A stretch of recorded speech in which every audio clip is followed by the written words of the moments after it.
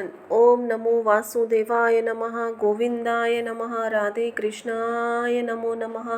पुरुषोत्तम मास कथा अध्याय 28वां। हिंदी में अर्थ सहित। श्री नारायण बोले, चित्रगुप्त धर्मराज से वचन को सुनकर अपने योद्धाओं से बोले, यह कर्दय प्रथम बहुत समय तक अत्यंत लोभ से ग्रस्त हुआ, बाद में चोरी करना शुरू किया, इसलिए यह प्रेत शरीर को प्राप्त कर बाद में वानर शरीर में जाए, तब हम इसको बहुत सी नरक यातना देंगे। भट्ट लोग धर्मराज के ग्रह में यही क्रम श्रेष्ठ है। इस प्रकार चंद्रगुप्त से आज्ञा प्राप्त होने पर भयंकर भट्ट लोगों ने चित्रगुप्त की आज्ञा अनुसार शीघ्र वैसा ही किया। उस ब्राह्मण को पीटते हुए प्रथम शरीर में प्रेत शरीर में करके फल रहित वन में रखा।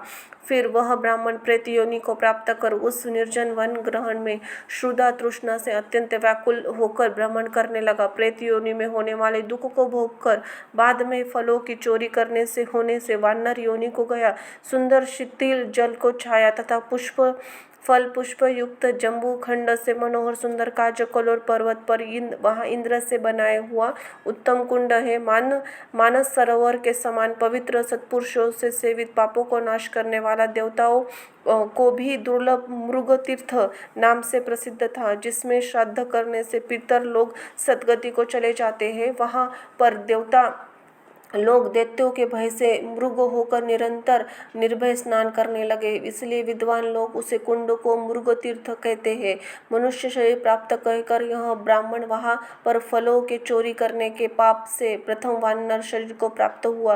नारद मुनि बोले, त्रैलोक्य को पवित्र करने वाले रमणीय मृग तीर्थ में पाप कोटि से युक्त वह दुष्ट वानर कैसे वास करता हुआ? हे नाथ तपोधन, मेरे मन को निसंदेह काटो आप, क्योंकि आपके समान गुरु जनों का शिष्यों में विषय में कभी भी गोप्य नहीं होता। सूत जी बोले, हे विप्र लोग, इस प्रकार नारद मुनि ने प्रेरित होकर अत्यंत तपोधन निधि में नारायण भगवान और श्री नारद मुनि का सत्कार करते हुए बोले। श्री नारायण बोले, कोई चित्रकुंडल नाम का महान वैश्य था। पतिव्रत धर्म में पारायणा तारका नामक उसकी वैश्य की स्त्री थी। उस दोनों ने भक्ति के से पवित्र श्री पुरुषोत्तम मास का व्रत किया। जब श्री पुरुषोत्तम मास का व्रत करते उन दोनों का श्री पुरुषोत्तम मास बीत गया। अंतिम वाले दिन आने पर स्त्री के साथ हर्ष से युक्त श्रद्धा पूर्वक चित्रकुंडल ने उद्यापन किया। पुरुषोत्तम मास के उद्यापन विधि करने के लिए वेद और वेदांग जानने वाले स्त्री पुरुष ब्राह्मणों को बुलाया। हे नारद, वहाँ पर धन के लोभ से कर्दय भी आया। उद्यापन की विधि पूर्ण होने पर चित्रकुंडल ने बहुत से बड़े दानों से उन सहपत्नी ब्राह्मणों को प्रसन्न किया। उन समस्त ब्राह्मणों के प्रसन्न होने पर भूयसी भी दक्षिणा को दिया। उस दी हुई भूयसी दक्षिणा से प्रसन्न अन्य सब ब्राह्मण ग्रह को गए, परंतु अत्यंत लोभी कर्दय उस वैश्य चित्रकुंडल के सामने रोता खड़ा हो गया और विनय नम्र होकर गदगद वाणी बोला, हे चित्रकुंडल, हे वैश्य, हे भगवत दीप्ति के सूर्य, आपने पुरुषोत्तम मास का व्रत विधि किस तरह अच्छे से किया। इस पृथ्वी पर तल पे किसी भी ने इसी नहीं किया। आप कृतार्थ हो, यथा सर्वथा भाग्यवान हो, जो तुमने परम भक्ति से पुरुषार्थ भगवान का सेवन किया। तुम्हारे पिता धन्य है, तुम्हारी पतिव्रता माता धन्य है, जिस दोनों ने तुम्हारे समान हरिवल्लभ पुत्रों को पैदा किया। यह पुरुषोत्तम मान से भी धन्य है, जिसको सेवन से मनुष्य इस लोक के और परलोक में फल को प्राप्त करता है। वे विश्वपति, तुम्हारी पूजा को देखकर मैं चकित हो गया। अहो, तुमने बहुत बड़ा काम किया, इसमें संदेह नहीं है। हर्ष से दूसरे ब्राह्मणों को बहुत सा धन दिया। हे भूरिद भाग्यहीन, मेरे लिए क्यों नहीं देते हो? इस कर्दय का कहने पर चित्रकुंडल वैश्य ने कर्दय को धन दिया। कर्दय ने धन को लेकर प्रसन्नता से उसको जमीन में गाड़ दिया।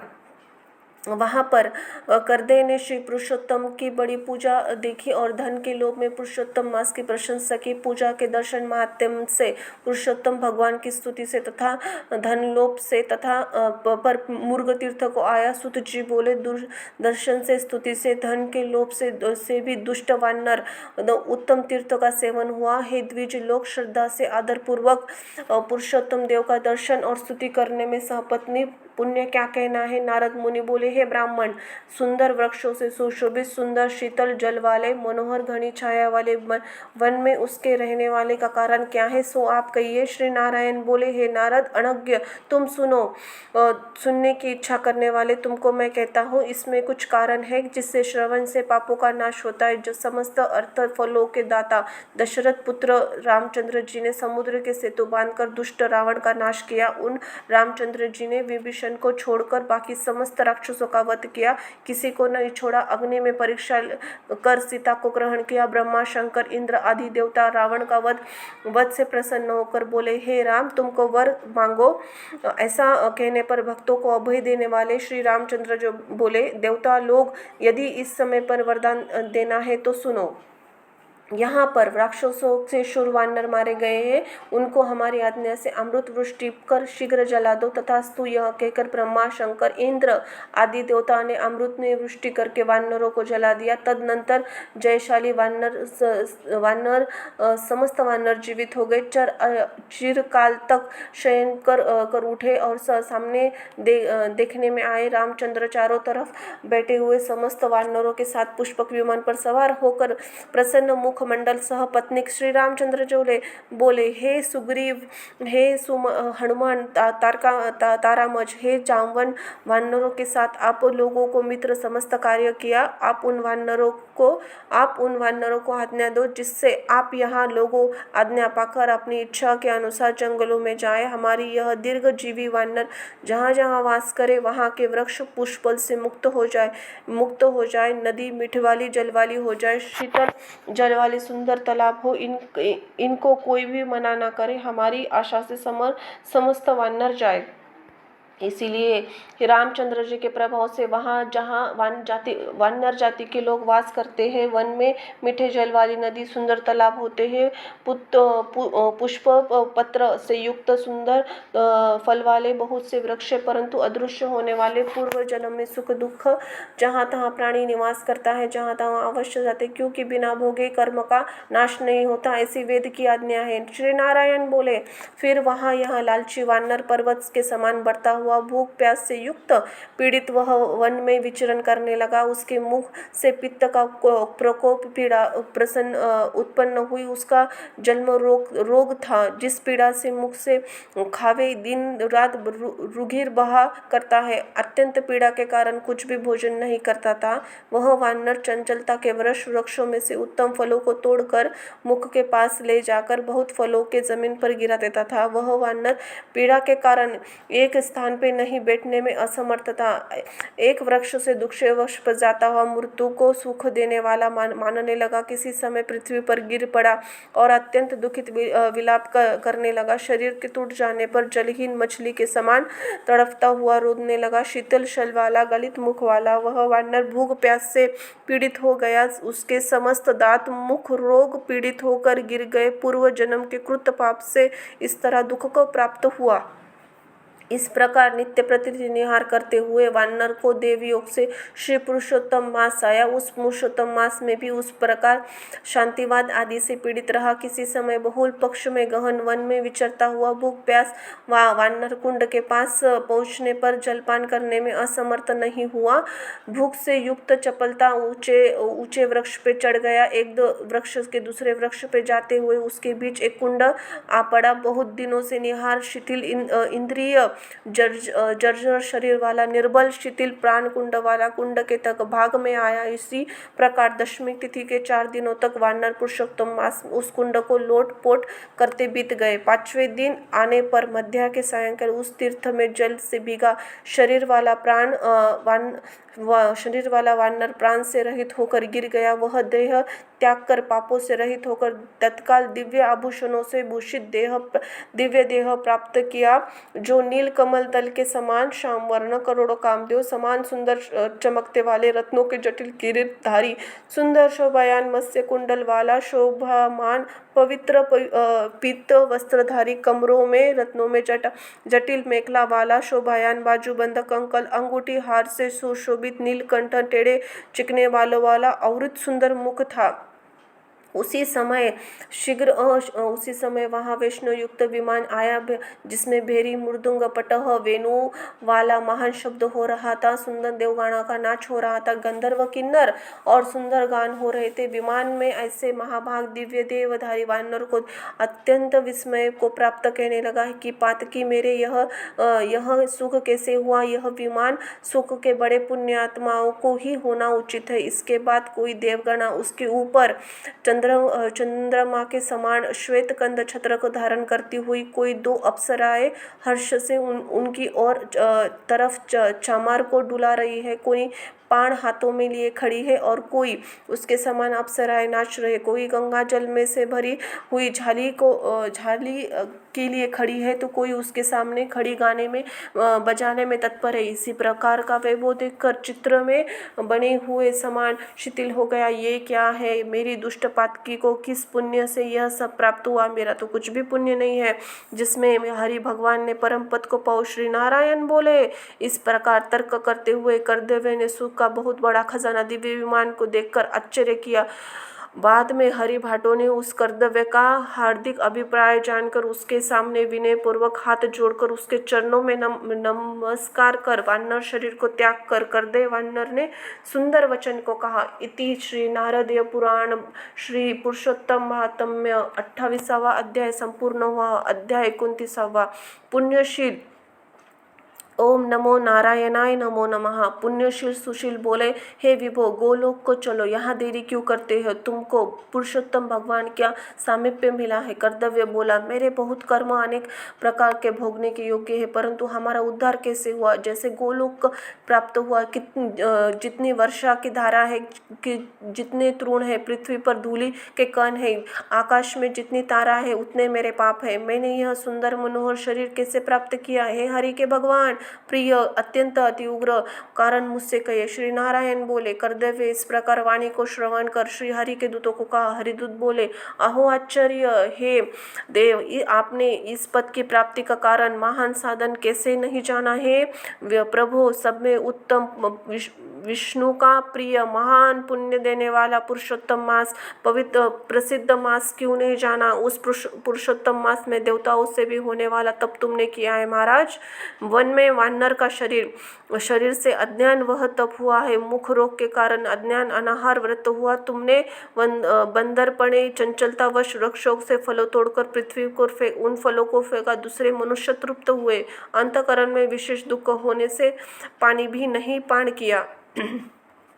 इस तरह पुरुषोत्तम मास में अज्ञानवश तुमने जो तीव्र तप किया गया, अनक्य फलों को फेंकने पर उपकार हो गया। वन में घूमते घूमते शीत वायु घाम को सहन किया। तीर्थ क्षेत्र में सुंदर महापदार्थ 5 दिन गोता लगाया, जिससे श्री पुरुषोत्तम मास को तुमने स्नान करके पुण्य प्राप्त किया हो। इस प्रकार तुमने रोगी से अज्ञान उत्तम तप को किया है। यह सब फल तुम सफल हुआ और तुमने इस समय अनुभव किया जब बिना समझे पुरुषोत्तम मास का सेवन करने तुमने यह फल मिला है। तो मनुष्य पुरुषोत्तम मास में उत्तम महात्म्य को जानकर श्रद्धा से विधि पूर्वक कर्म करे तो उसका क्या होगा?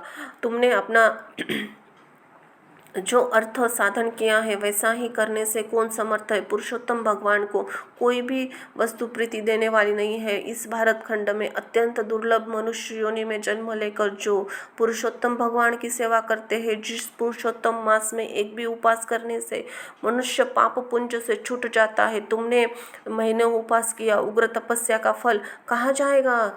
इस मास में समान प्राणी धन्य कृतज्ञ है। वे सदा भाग्यवान, पूर्ण कर्म करने वाले पवित्र है। उनका जन्म सफल है। जिनके सबसे उत्तम पुरुषोत्तम मास में स्नान, दान, जप व्यतीत हुआ। पुरुषोत्तम मास में दान, पितृ कार्य से अनेक प्रकार के तप अन्य मास में अपेक्षा कोटि गुण देने वाले फल है। जो पुरुषोत्तम मास आने पर स्नान दान रहित है, वह उस नास्तिक पापी शट धर्मध्वज खल को धिक्कार है। श्री नारायण बोले, पुण्यशील और सुशील से वर्णित अपने अदृष्टों को जानकर चकित हुआ कर्दम में प्रसन्न रोमांचित हो गया। तीर्थ को देवताओं को नमस्कार कर बार बार गद कालजार प्रवृत्त कर नमस्कार किया। वन के देवताओं तथा गुल्म तथा लताओं के वृक्ष नमस्कार किया। बाद में विनय से युक्त होकर वानर की प्रदक्षिणा मेघ और समान श्याम वर्ण सुंदर पीताम्बर धारण कर कर्तव्य विमान पर सवार हो गया। संपूर्ण देवता देखते हुए गंधर्व आदि किन्नर सबको बार बार बाजा बजाए जाने पर इंद्र देवता ने प्रसन्न होकर मंद पृष्ठवृष्टि करते हुए उसका आदर पूजन किया। फिर आनंद युक्त गोपियों से दुर्लभ गोपियों से सेवित रास मंडल गोलोक का आया। जरा मृत्यु रहित गोलोक को जाकर प्राणी शोक की भागी नहीं होता है। उस गोलोक में यह चित्र शर्मा पुरुषोत्तम मास का सेवन से गया। व्याज से पुरुषोत्तम मास के सेवन से वानर शरीर को छोड़कर भुजाधारी मुरली हाथ लिए पुरुषोत्तम भगवान को देखकर बहुत प्रसन्न हुआ। श्री नारायण बोले, इस प्रकार देखकर समस्त देवताओं चकित हो गए। श्री पुरुषोत्तम मास की प्रसन्न अपने स्थान को गए। श्री नारायण बोले, हे तपोधन, अपने दिन के प्रथम भाग का कृत्य कहा। पुरुषोत्तम मास के दिन के पिछले भाग में होने वाले कृत्य को कैसे करना चाहिए, बोलने वालों में श्रेष्ठ गृहस्थ उपकार के लिए मुझसे कहिए, क्योंकि आप समान महात्मा सबके उपकार के लिए विचरण करते रहते हैं। श्री नारायण बोले, प्राप्त काल के कृत्यों को विधि पूर्वक समाप्त कर बाद सायंकाल मध्याह्न में होने वाली संध्या को करके तर्पण को करे। देव मनुष्य पक्षी सिद्ध यक्ष सर्प दैत्य पिशाच नाग सबको अन्न की इच्छा करते हैं, वे सब मेरे लिए दिए गए हैं, अन्न को ग्रहण करे। फिर पंच यज्ञ को करे। उसके बाद भूतली को आज्ञा कर काक कुत्ता को श्लोक पढ़ता हुआ बलि देवी इस प्रकार कहकर भूतों में भूत पृथक बलि बोले। फिर विधिपूर्वक आचमन कर श्रद्धा से अतिथि प्राप्त के लिए गो धुलने समय तक द्वार का अवलोकन करे। यदि भाग्य से में अतिथि मिल जाए तो बुद्धिमान प्राणी प्रथम वाणी से सत्कार कर उसका अतिथि समान पूजन करे, यथाशक्ति अन्न जल से संतुष्ट करे। फिर विधि पूर्वक व्यंजन से युक्त सिद्ध अन्न से निकालकर भिक्षुधारी ब्रह्मचारी भिक्षा देवे। सन्यासी ब्रह्मचारी दोनों को सिद्ध अन्न के मालिक है। इनको अन्न न देकर भोजन करने वाला चंद्रयान व्रत करे। फिर सन्यासी के हाथ पर जल देकर भिक्षावह देवे तो वह भिक्षावह मेरु पर्वत के समान और जल के समुद्र समान कहा गया है। सन्यासी को मनुष्य सत्कार करके भिक्षा देता है, उसको 2 गोदान के समान पुण्य होता है। इस बात को यमराज भगवान ने कहा। फिर मौन होकर पूर्व मुख बैठकर शुद्ध और बड़े पात्र में अन्न को रखकर प्रशंसा करते हुए भोजन करे। अपने आसन पर अपने बर्तन में एक वस्त्र से भोजन नहीं करे। स्वयं आसन पर बैठकर चित्र प्रसन्न मन होकर अकेला मनुष्य अकेला ही कांसे के पात्र में भोजन करता है। उसके आयु प्रज्ञा यश और बल चालों बढ़ते हैं। दिन में सत्यत्वेन परिमाश्चामि, रात्रि में त्वा सत्येन परिश्चामि। इस मंत्र से हाथ में जल लेकर निश्चय करे। घृत व्यंजन से युक्त अन्न का भोजन करे। भोजन में अन्न से कुछ अन्न लेकर प्रकार करे। भूपये नमः प्रथम कहकर भूपतये नमः कहकर भूतानापतये नमः कहकर धर्मराज बलि को दे। फिर चित्रगुप्त को देकर भूतों को देकर यह कहे कि किसी जगह स्थित भूख प्यास से व्याकुल भूतों की तृप्ति के लिए यथा सुख यह अक्षय अन्न हावे प्रणाय आपनाय व्यापनाय उदानाय तथा समान कहे। प्रणव प्रथम उच्चारण करते अंत में स्वाहा पद जोड़कर घृत युक्त 7 की 5 ग्रसा जीवा प्रथम निकल जाए, दांत से न चबावे। फिर तन्मय होकर प्रथम मधुर भोजन करे। नमक के पदार्थ और खट्टा पदार्थ मध्य में कड़ुआ तीखा भोजन अंत में खाए। पुरुष प्रथम द्रव्य भोजन करे, मध्य में कठिन भोजन करे, अंत में पुनः पातला भोजन करे और बल आरोग्य से रहित नहीं होता। मुनि को 8 ग्रास भोजन के लिए कहा गया है। वानप्रस्थ को 16 ग्रास भोजन के लिए कहा गया है। गृहस्थम को 32 घास कहा गया है। ब्रह्मचारी को अपरिमित ग्रास भोजन कहा गया है।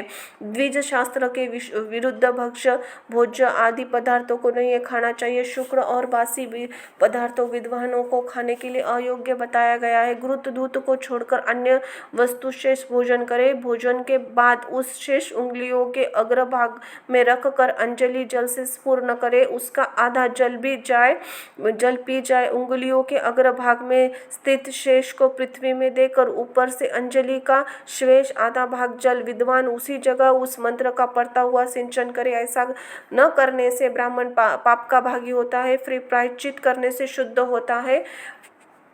यह मंत्रार्थ रो नरक में पीप के गड्ढे में पद्य अमृत वर्ष तक वास करने वाला यथायज्ञ करने वाले लिए मेरा दिया हुआ यह जल अक्षय होता हुआ प्राप्त हो। मंत्र पढ़ने से जल सिंचन कर दांतों से शुद्ध करे, आचमन कर गीले हाथों से प्राप्त को हटाकर उसके भोजन साथ उठकर बाहर कर स्वस्थ होकर मिट्टी से जल मुख हाथ शुद्ध कर 16 बार कुल्ला कर शुद्ध हो और मुख से बैठकर मंत्रों के साथ पढ़ता हुआ हाथ से स्पर्श करे। अगस्त्य, कुंभकर्ण, शनि, बंडवाल, पंचम भीम आहार परिपाक लिए स्मरण करे। जिसने आतपापी को मारा और वातपापी को भी मारा, समुद्र का शोषण किया, वह अगस्त्य ऋषि मेरे ऊपर प्रसन्न हो।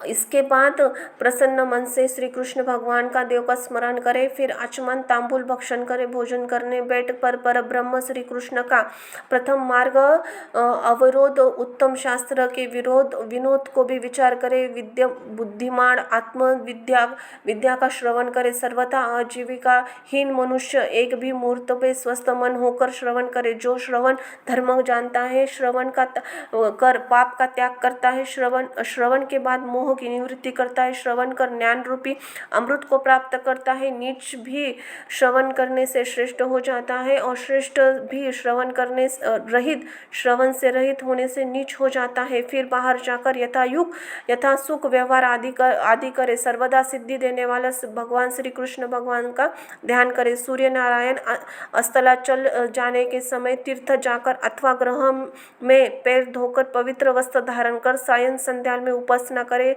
जो द्विज अधम अपराचायन सायं संध्या नहीं करता वह गोवध का पापी होता है और मरने पर रो नरक जाता है। कभी समय से न करने पर संकट में मार्ग में तो द्विज आधी रात के समय पर संध्या में जो करे। जो ब्राह्मण के श्रद्धा के साथ मध्याह प्राप्त और सायं संध्या उपासना करता है, उसका तेज घृत छोड़ने से अग्नि के समान अत्यंत बढ़ता है। सायंकाल में सूर्य नारायण के आधा अस्त होने पर प्राणायाम करके अपोहिष्टा इस मंत्र से मार्जन करे और सायंकाल अग्निच्छ इस मंत्र से आचमन करे। प्राप्त काल सूर्यचा मंत्र से आचमन करे। पश्चिम मुख बैठकर मौन तथा सम्मानित होकर प्रणय व्याहति सहित गायत्री मंत्र का रुद्राक्ष की माला लेकर तारा के उदय होने तक जाप करे। वरुण संबंधी रुचि या सूर्य नारायण को उपस्थान कर प्रदक्षिणा करता हुआ पृथक दिशाओं का स्वामी को नमस्कार करे।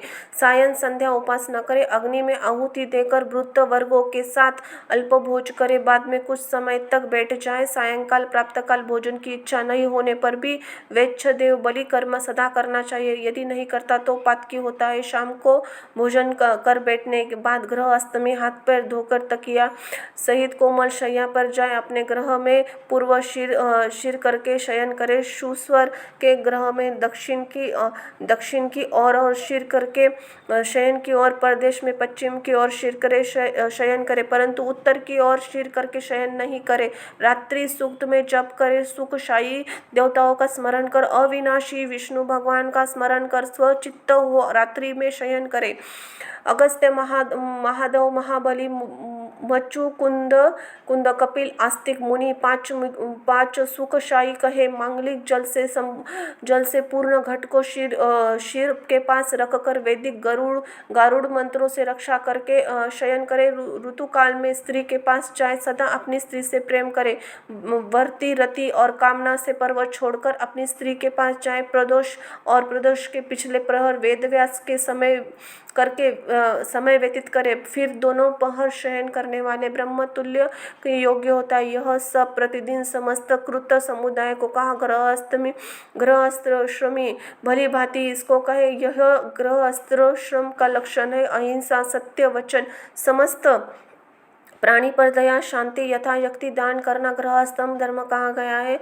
पर स्त्री से भोग नहीं करना, अपनी धर्मपत्नी की रक्षा करना, बिना दी गई हुई वस्तु को नहीं लेना, शहद मांस को नहीं खाना, यह 5 प्रकार के बहुत शाखा देने वाला, सुख देने वाला है। शरीर से होने वाले धर्म को उत्तम प्राणियों का कहा गया है। श्री नारायण बोले, समस्त समूह वेदों में कहा हो उत्तम चरित्र गृहस्थ्रम श्रम लक्षण है। हे मुने, इस श्लोक में हित के संक्षेप में लक्षण के साथ मैंने आपको अच्छी तरह से कहा। इति ही श्री ब्रह्मद नारदीय पुराण पुरुषोत्तम मास 29वां अध्याय संपन्न हुआ। हर हर महादेव। ओम लक्ष्मी नारायणाय नमो नमः। पुरुषोत्तम मास 30वां अध्याय हिंदी में अर्थ सहित। ओम लक्ष्मी नारायणाय नमो नमः। नारद जी बोले, हे तपोनिधे, तुमने पहले पतिव्रता स्त्री की प्रशंसा की है, अब उसके लक्षणों की मुझसे कहिए। सूत जी बोले, हे पृथ्वी के देवता ब्राह्मणों, इस प्रकार नारद मुनि ने पूछने पर स्वयं प्राचीन मुनि नारायण ने पतिव्रता स्त्री के लक्षणों के कहा है। नारायण बोले, हे नारद सुनो, पतिव्रता स्त्रियों में उत्तम कहता हूँ, पति कुरूप हो, कुवस्थित हो, व्यवहार वाला हो, अन्यथा सुरूपवान हो, रोगी हो, पिशाच हो, क्रोधी हो, मद्यपान करने वाला हो, मूर्ख हो, मुख हो, अंधा हो, बधिर हो, भयंकर हो, दरिद्र हो, कुपन हो, नंदित हो, दीन हो, अन्य स्त्रियों में आसक्त हो, परंतु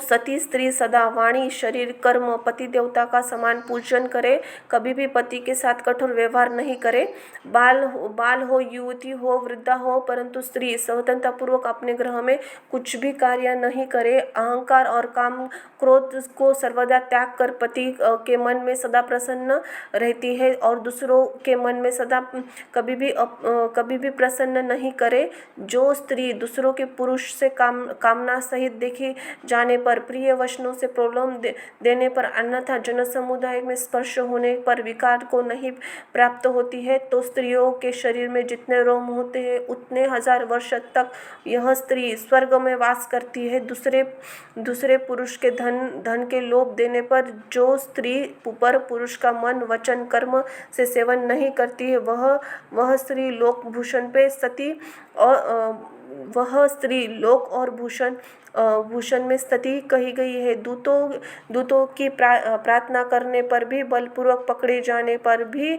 वस्त्र आभूषण से आच्छादित होने पर भी जो स्त्री अन्य पुरुषों की सेवा नहीं करती वह सती कही जाती है। जो दूसरे को देखे जाने पर भी नहीं देखती और हंसाई पर भी नहीं हंसती, बात कहने पर भी नहीं बोलती, वह उत्तम लक्षण वाली पतिव्रता स्त्री होती है। रूप यौन से युक्त गाने और नाचने में होशियार होने पर भी अनूप पुरुष को देखकर विकार को नहीं प्राप्त होती, वह स्त्री सती है। सुरापान, जवान, मनोहर, कामनियों का प्रिय ऐसे पूर्व मनुष्यों को मिलने पर भी जो स्त्री इच्छा नहीं करती वह महासती कही गई है। पतिव्रताओं में के पति के सिवा दूसरा देवता, मनुष्य, गंधर्व भी प्रिय नहीं होता, इसलिए स्त्री को अपने पति का अप्रिय भी कभी नहीं करे। जो पति के भोजन करने पर भी भोजन करती है, दुखित होने पर दुखित होती है, प्रसन्न होने पर प्रसन्न होती है, परदेश जाने पर भी मैला वस्त्रों को पहनती है, जो पति के सो जाने पर सोती है, अगले और पहले जागती है, पति के मरने पे अग्नि में प्रवेश करती है, दूसरे के चित्त से नहीं चाहती, वह पतिव्रता स्त्री है। सास ससुर में भक्ति करती है और विशेष करके पति की भक्ति करके धर्म कार्य में अनुकूल करती है, धन संचय अनुकूल, ग्रह कार्य में प्रतिदिन तत्पर वाली है। खेत से, वन से, ग्राम से, पति से आने पर भी स्त्री उठकर आसन जल देकर प्रसन्न करे, नित्य प्रसन्न मुख रहे, समय भोजन देवे, भोजन करते समय खराब वाणी न कहे, ग्रह में प्रधान स्त्री, आसन, भोजन, दान, समान प्रिय, आसन पर तत्पर रहे, ग्रह खर्च के लिए स्वामी ने जो धन दिया उससे घर कार्य करके बुद्धि पूर्वक कुछ बचा लेवे, दान के लिए दिए हुए धन में से लोभ करके कुछ सर नहीं करे, बिना पति के आज्ञा के अपने बंधुओं को धन नहीं देवे, दूसरे के साथ बातचीत, असंतोष, दूसरे के पुरुष के व्यवहार बातचीत, अत्यंत हंसना, अत्यंत रोष, क्रोध, पतिव्रता स्त्री को छोड़ देवे, पति जिस वस्तु का पान नहीं करता, जिस वस्तु को नहीं खाता, जिस वस्तु का भोजन नहीं करता, उन सब वस्तुओं का प्रतिव्रता स्त्री त्याग करे। तेल लगाना, स्नान, शरीर में उपटन लगाना, दांतों की शुद्धि प्रतिव्रता स्त्री पति के प्रसन्नता के लिए करे। हे मुने, त्रेता युग में स्त्रियों के प्रति मास रोजाना दर्शन होता है। उस दिन से 3 दिन त्याग कर ग्रह कार्य में शुद्धि होती है। प्रथम दिन चांडाली, दूसरे दिन ब्रह्मघातिनी, तीसरे दिन रचकी, चौथे दिन शुद्ध होती है। स्नान, शौच, गाना, रोदन, हंसना, सवारी पर चढ़ना, मालिश, स्त्रियों के साथ जुआ खेलना, चंदनादि लगना, विशेष करके शयन, दातुन करना, मानसिक अथवा वैचिक मैथुन, देवता का पूजन करना, देवताओं का नमस्कार करना, रजस वाला स्त्री नहीं करे। रजस वाला का स्पर्श उसके बातचीत के साथ नहीं करे। रजस वाला 3 रात तक अपने मुख को नहीं दिखाए। जब तक शुद्धि स्नान नहीं करे तब तक अपने वचनों को नहीं सुनावे। रजस्वला स्त्री स्नान कर दूसरे पुरुषों को नहीं देखे, सूर्य नारायण को देखे बाद पंचगव्य का पान करे। अपनी शुद्धि के लिए केवल पंचगव्य अथवा दूध का पान करे। श्रेष्ठ स्त्री हुए नियम में स्थित रहे। यदि स्त्री गर्भवती हो जाए तो नियम में तत्पर रहे। वस्त्र, आभूषण, अलंकार आदि अलंकृत रहे। पति के प्रिय करने में यत्नपूर्वक तत्पर रहे। प्रसन्न रहे। अपने धर्म में तत्पर रहे। शुद्ध रहे। अपनी रक्षा विभूषित रहे। वस्तु पूजन में तत्पर रहे। खराब स्त्रियों के साथ बातचीत न करे। सूप की हवा शरीर में नहीं लगे। मृत, वसा आदि संसर्ग दूसरे के यथा भोजन गर्भवती स्त्री नहीं करे। भक्ति चीज को नहीं देखे। भयंकर कथा को नहीं सुने। गरिष्ठ अत्यंत उष्ण भोजन नहीं करे। अजीर्ण न हो भोजन न करे। इस विधि को रहने पर प्रतिव्रता स्त्री को पुत्र की प्राप्ति होती है। अन्यथा गर्भ गिर जाए अथवा संबंधन हो जाए। अपने गुणों से हीन दूसरों सोत की निंदा न करे। ईर्ष्या, राग से होने वाले मत्सरता आदि होने पर भी सोत की स्त्री परस्पर स्त्री में अप्रिय वचन न करे। दूसरे के नाम गान न करे और दूसरी प्रशंसा भी न करे। पति से दूर वास नहीं करे किंतु पति के समीप वास करे। और पति के लिए स्थान में पृथ्वी, पति के लिए सुख सामने मुख करके वास करे। स्वतंत्रता पूर्वक दिशाओं को न देखे। दूसरे के पुरुष को नहीं देखे। विलासा पूर्वक पति के मुख कमल को देखे। पति से कहने वाले जाने कथा को आदर पूर्वक श्रवण करे। पति के भाषण के लिए समय स्त्री पर बातचीत न करे। रात्रि में उत्कंठा वाली स्त्री पति के बुलाने पर शीघ्र रात्रि स्थान को जाए। पति के उत्साह पूर्वक गाने समय स्त्री प्रसन्न चित्त श्रवण करे। गाते हुए पति को देख कर स्त्री आनंद में मगन गावे। पति के स्वामी व्यग्र चंचल चित्त से व्याकुल नहीं बैठे। कलह योग्य होने पर भी पति के साथ स्त्री कलह न करे। पति के भर्षित होने पर, निंदा जागने पर, ताड़ित होने पर, पतिव्रता स्त्री व्यथित दुखित होने पर भी भय को छोड़कर पति को काठ न लगावे। ऊंचे स्वर में रोदन न करे। पति को कोसे नहीं। स्त्री अपने घर से बाहर भाग न जाए। यदि बंधुओं यदायुत्सव आदि जाए तो पति की आज्ञा लेकर और अध्यक्ष रक्षित होकर जाए। वहां अधिक समय तक वास न करे। प्रतिव्रता स्त्री अपने घर को लौटावे। पति विदेश यात्रा समय अमंगल को वचन को न बोले। निदेश वचन से मना करे। उस समय रोदन न करे। पति के देशांतर जाने पर नित्य उपटन न लगावे। जीवन की रक्षा के लिए स्त्री निंदित कर्मों को न करे। ससुर सास के पास शयन करे, अन्यत्र शयन न करे। प्रतिदिन प्रयत्न पूर्वक पति के समाचार की खोज लेती रहे। पति के कल्याण के समाचार मिलने के लिए दूत भेजे। प्रसिद्ध देवताओं के समीप मंगल याचना करे। पति के परदेश जाने पर पतिव्रता इस कार्य को करे। अंग को न धोना, मलिन वस्तु को धारण करना, तिलक न लगाना, अंजन न लगाना, सुगंधित पदार्थ, माला आदि, नख त्याग, बाल संस्कार, दांतों में मिस्सा नहीं लगाना, ऊंचे स्वर में हंसना, दूसरों की हंसी, दूसरों की चाल व्यवहार से चिंतन, स्वच्छंद भ्रमण करना, दूसरों के पुरुषों के अंगों का मर्दन करना, एक वस्त्र से घूमना, लज्जा और होकर चलना आदि दोषों को अत्यंत दुख देने वाले कहे गए हैं।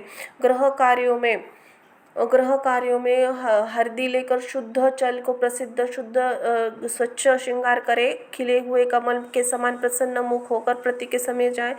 स्त्री इस व्यवहार से युक्त, मन वचन शरीर से युक्त पति पे बुलाने जाने पर सर्व कार्य छोड़कर पति के पास जाए। किस लिए बुलाया है, कृपा पूर्वक कहे। द्वार पर अधिक समय तक खड़ी न होए, द्वार पर सेवन न करे, स्वामी से मिली हुई चीज पति को दूसरे को कभी न देवे। पति की उशिष्ट मिष्ट अन्न फल आदि महाप्रसाद है, यह निरंतर प्रसन्न रहे, सुख में सोए, सुख से बैठे, स्वेच्छा रमण करे, अतुर कार्यों में अनिष्ट अकली न जावे, नग्न होकर स्नान न करे, पति से द्वेष करने वाली स्त्री को पतिव्रता न समझे, सखुल मसूल झाड़ू पत्थर यंत्र देहली पतिव्रता स्त्री कभी भी न बैठे, तीर्थ स्थान में इच्छा करने वाली स्त्री पति के चरण जल को पीवे, स्त्री के लिए शंकर से भी अथवा विष्णु भगवान से भी अधिक पति को कहा गया है। जो स्त्री पति का वचन न मानकर व्रत उपास नियम का पालन करती है, वह पति के आयुष्य को हरण करती है, मरने के बाद नरक को जाती है। किसी कार्य के लिए कहीं जाने पर जो स्त्री क्रोध पर प्रति जवाब देती है, वह ग्राम में कुतिया होती है और निर्जन वन में सियारन होती है। स्त्रियों के लिए एक उत्तम नियम कहा गया है, स्त्री सदा पति के चरणों का पूजन करके भोजन करे। जो स्त्री पति का त्याग करने अकेली मिठाई खाती है, वह वृक्ष में खंडर में सोने वाली क्रूर उल्की होती है। जो स्त्री पति का त्याग कर अकेली एकांत में फिरती है, वह ग्राम में सुकुरी होती है अथवा अपनी विष्ठा को खाने वाली गोह होती है। जो स्त्री अपने पति को हुकार कर अप्रिय वचन बोलती है, वह मूक अवश्य होती है। जो अपनी सौत के साथ सदा ईर्ष्या करती है, वह दूसरे जन्म में दुर्भागा होती है। जो स्त्री अपने पति दृष्टि बचाकर दूसरे पुरुषों को देखती है, वह काणी अथवा विमुखी कृपा होती है। जो स्त्री पति को बाहर से आया हुआ देखकर जल्दी जल आसन तांबुल व्यंजन पैर दबाना आदि अत्यंत प्रिय वचनों से सेवा करती है, वह प्रतिव्रता में शिरोरत्न के समान पंडितों कही गई है। पति देवता पति गुरु है, पति धर्म तीर्थ है, इसीलिए सबका त्याग कर एक ही पति को पूजन करे। स्त्रियों के लिए एक उत्तम कहा गया है, पति के चरणों का भोजन करे। जो स्त्री पति का त्याग जिस तरह जीव से हीन होने पर क्षण में ही भर अशुचि हो जाती है, उसी प्रकार पति से हीन होने पर अच्छी तरह से स्नान करने की सदा अपवित्र है। सब अमंगल वस्तुओं पे अपेक्षा विधवा स्त्री अत्यंत अमंगल है। विधवा स्त्री के दर्शन कभी कभी कार्य में सिद्धि नहीं होती। आशीर्वाद को देने वाली एक माता को छोड़कर दूसरी स्त्री आशीर्वाद को भी सर्प के समान त्याग देवे। ब्राह्मण लोग विवाह के समय कन्या इसी प्रकार कहते हैं, पति जीवित तथा मृत दशा में सहचरनी हो, इसलिए अपनी छाया के समान पति का अनुगमन करना चाहिए। इसी प्रकार पतिव्रता स्त्री को भक्ति सदा पति से अनुकूल होकर रहना चाहिए। जिस प्रकार सर्प को पकड़ने वाली बलपूर्वक बिल को सर्प को निकाल कर छोड़ देता है, उसी प्रकार सती यमदूत से छुड़ाकर पति को स्वर्ग ले जाती है। यमराज के दूत से दूर कर पतिव्रता स्त्री को देखकर पाप कर्म करने वाले उसके पति को छोड़कर भाग जाते हैं। जितने अपने शरीर में रोम की संख्या है, उतने 10 कोटि पर्यंत पतिव्रता स्त्री पति के साथ रमन करती हुई स्वर्ग सुख भोगती है। दुष्ट व्यवहार करने वाली स्त्रियां शील नाश कर कुलों को डुबा देती है, इसी लोक में परलोक में दुखित रहती है। यदा देववंश के पति के पिछले पति का अनुगमन नहीं करती, उसी दशा में शील रक्षा करनी चाहिए, क्योंकि शील को छोड़ने वाली नरक गामिनी होती है। स्त्री दोष पिता और पति के स्वर्ग से जाती है। विधवा स्त्री कमरी बंधन पति से बंधन के लिए जाती होता है। विधवा स्त्री सर्वदा शीर बालों मुड़ा देवे, एक बार भोजन करे, कभी भी दूसरी बार भोजन न करे। खाट पर सोने वाली विधवा स्त्री अपने पति को नीचे गिरा देती है, इसलिए पति के सुख के लिए पृथ्वी पर सोए। अंगों में उटपन नहीं लगावे, तांबुल को नहीं खाए, सुगंधित सेवन न करे, प्रतिदिन कुछ तिल का जल का पति का तर्पण करे, पति के पिता का तथा उसके पिता का नाम गोत्र सदा कहकर तर्पण करे, सदा श्वेत वस्त्र धारण। ऐसा न करने पर ऐसा न करने से रोरक नरक को जाती है। इसी प्रकार नियम से युक्त विधवा स्त्री पतिव्रता है। श्री नारायण बोले, लोकों तथा देवताओं में पति के समान कोई देवता नहीं है। जब पति प्रसन्न होते हैं तो समस्त देवताओं को प्राप्त करती। यदि पति कुपित है तो समस्त कामना नष्ट हो जाती है। उसी से पति, संतान, विविध प्रयाग के भोग, शय्या, आसन, आभूत, अद्भुत प्रकार के भोजन, वस्त्र, माला, सुगंधित इस लोक तथा स्वर्ग में विविध प्रकार के यश मिलते हैं। इति श्री नारदीय पुराण ब्रह्म नारदीय पुराण 30वां अध्याय संपूर्ण हुआ। 31वां अध्याय। श्री लक्ष्मी नारायणाय नमो नमः। सूत जी बोले, हे विप्रो, नारद मुनि इस प्रकार पतिव्रता के धर्म को सुनकर पूछने की इच्छा। पुरातन नारायण मुनि बोले, नारद जी बोले, बंदिर पते, आपने समस्त दोनों अधिक फल देने वाला कासा समुद्र दान कहा है, इसे मुझे स्पष्ट कहिए। श्री नारायण बोले, हे ब्राह्मण, प्रथम समय पार्वती ने इस व्रत को किया था। उस समय श्री महादेव जी ने पूछा, हे महादेव जी, उस व्रत का क्या दान देना चाहिए जिसके मेरा पुरुषोत्तम व्रत संपूर्ण हो। दया सिंधु, समस्त प्राणियों का कल्याण के लिए उस दान को कहिए।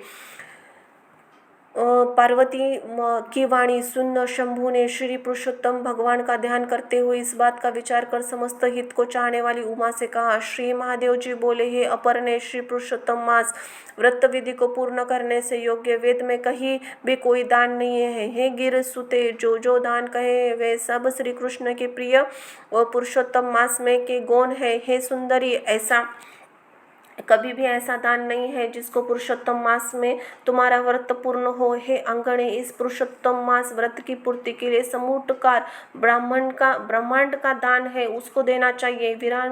वीरानने, वह दान किसी के देने के योग्य नहीं है। ब्रह्मांड के बदले कांसे का सम्मुट बनाकर, हे प्रिय, उसके भीतर प्रसन्नता से 30 मालपुआ रख कर 7 तंदू से बांधकर विधिपूर्वक पूजन करके व्रत पूर्ति के लिए विद्वान ब्राह्मणों को देवे। यदि विभिन्न हो तो 30 सम्मुट देवे।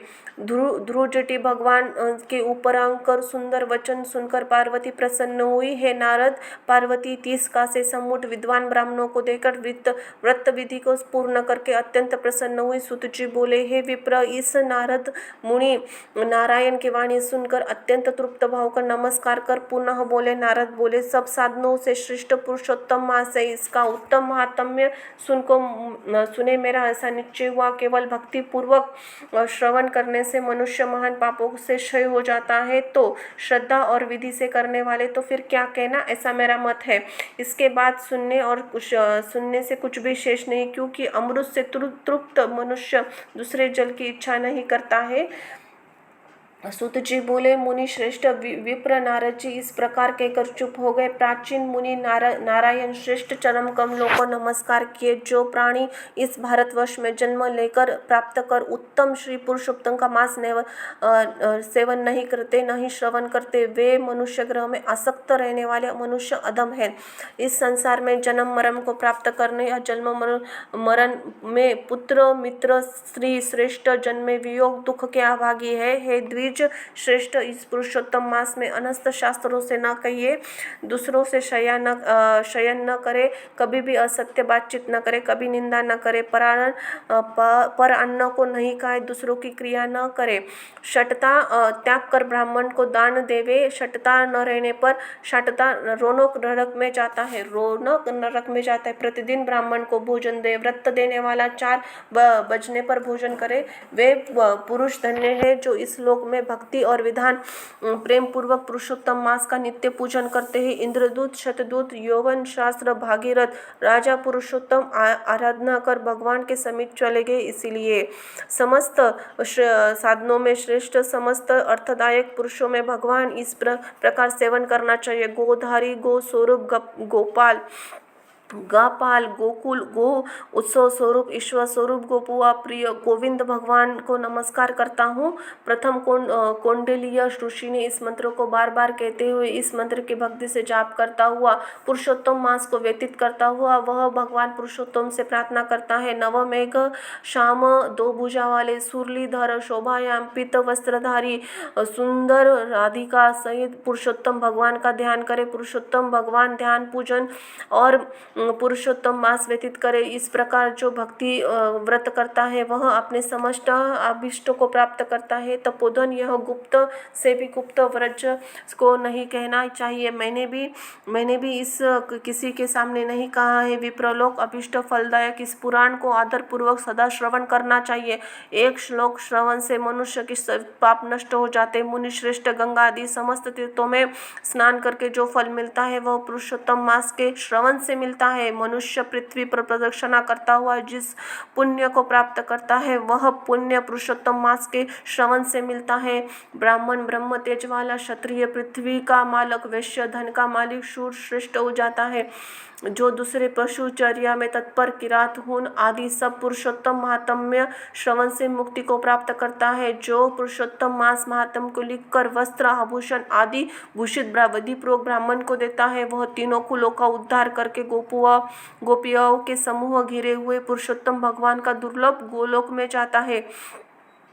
जो उत्तम महात्म्य लिखकर ग्रह में रखता है उस ग्रह में निरंतर तीर्थ निरंतर विलास करते हैं। अनंत पुण्य को देने वाले महीनों में पुरुषोत्तम मास के महात्म्य के सुन समस्त मुनि आश्चर्य करने लगे और भगवान चरण सेवा में अत्यंत मुनि लोग विनय पूर्वक सूत जी से बोले, हे सूत, हे महाभाग, हे महात्म्य, तुम धन्य हो। तुम्हारे मुख से अमृत पान कर हमने अत्यंत कृपादार्थ हो गए। हे सूत, पौराणिकों में शिरोमणि में सदा चिरंजीवी हो। तुम्हारी कीर्ति निरंजन जगत में पवित्रों में भी पवित्र करने वाली हो। तुम्हारे मुख कमल से निकले हुए श्री मुकुंद हे कथामृत के पान के लोल नैमिषारण्य में स्थित मुनिद्रों द्वारा आपके लिए स्थित पूज्य ब्रह्मा का आसन दिया गया है। जब तक विष्णु भगवान की कीर्ति पृथ्वी पर नहीं रहे जब तक इस पृथ्वी पर मुनियों समाज में हरि भगवान की सुंदर कथाओं का आप कहते रहे। इस प्रकार ब्राह्मणों का आशीर्वाद ग्रहण कर समस्त ब्राह्मणों की प्रदक्षिणा नमस्कार अपने कृत्य करने के लिए गंगा के तट पर सूत जी के पुत्र आए। नैमिषा में स्थित सब लोगों पे परस्पर कहने लगे, यह पुरुषोत्तम प्राचीन पुरुषोत्तम माम श्रेष्ठ दिव्य महात्म इच्छादित अर्थों को देने वाला में कल्पवृक्ष। इति श्री नारद पुराण पुरुषोत्तम महात्म्य नारद संवादे पुरुषोत्तम मास महात्म्य श्रवण का फल कथम नाम 31वां अध्याय संपन्न हुआ। यहाँ पे संपूर्ण पुरुषोत्तम मास के अध्याय संपन्न हुए। धन्यवाद। जय हो श्री हरि की।